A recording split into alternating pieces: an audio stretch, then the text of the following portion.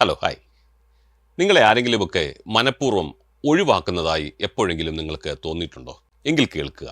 നിത്യജീവിതത്തിൽ സ്വയം ഒഴിവാകേണ്ട ഇടങ്ങൾ കൃത്യമായി തിരിച്ചറിഞ്ഞ് ഒഴിഞ്ഞു നിൽക്കാൻ പഠിച്ചാൽ പിന്നെ അവർ എന്നെ ഒഴിവാക്കിയല്ലോ എന്നോർത്ത് ഒരിക്കലും സ്വയം ദുഃഖിക്കേണ്ടി വരില്ല. പാഠപുസ്തകങ്ങളെക്കാൾ ജീവിതാനുഭവങ്ങൾ തന്നെയാണ് കൃത്യമായി ഈ ലോകത്ത് ജീവിക്കാനും വേണ്ടത് തിരിച്ചറിഞ്ഞ് ചിന്തിക്കാനും ഒക്കെ നമ്മളെ പഠിപ്പിച്ചിരിക്കുന്നത്.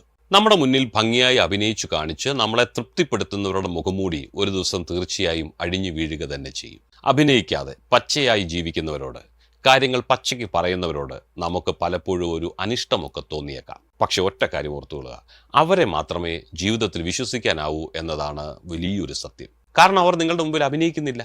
നിർഭാഗ്യകരമെന്ന് പറയട്ടെ, ഈ ലോകത്തിന് ആവശ്യം അഭിനേതാക്കളെയാണ്. അങ്ങനെയായിപ്പോയി നമ്മുടെ പുതിയ ലോകക്രമം. ഇങ്ങനെയൊന്ന് ചിന്തിച്ചു നോക്കൂ. ഒരു പുതിയ വാഹനം വാങ്ങാൻ ഷോറൂമിൽ ചെന്നാൽ, പൊന്നു വാങ്ങാൻ ജുവലറിയിൽ ചെന്നാൽ, ഹോട്ടൽ മുറിയെടുക്കാൻ റിസപ്ഷനിൽ നിൽക്കുമ്പോഴൊക്കെ നമ്മോട് പുഞ്ചിരിച്ചിടപെടുന്ന ജീവനക്കാരെ നിങ്ങൾ ശ്രദ്ധിച്ചിട്ടില്ലേ? അവർക്ക് നിങ്ങളോട് അങ്ങേയറ്റം ആത്മാർത്ഥതയുള്ളത് കൊണ്ടല്ല അവർ നിങ്ങളോട് അങ്ങനെ ഇടപെടുന്നത്. നിങ്ങൾ മോശം വാക്ക് പറഞ്ഞാലും ക്ഷമയോടെ ഇടപെടണമെന്ന് ആ സ്ഥാപനം അവർക്ക് ട്രെയിനിങ് കൊടുത്തിരിക്കുകയാണ്. ഏറ്റവും നന്നായി കസ്റ്റമറെ ഡീൽ ചെയ്യാൻ, അല്ലാതെ നിങ്ങളെ വല്ലാണ്ടങ്ങ് സ്നേഹിക്കുന്നതൊന്നുമല്ല.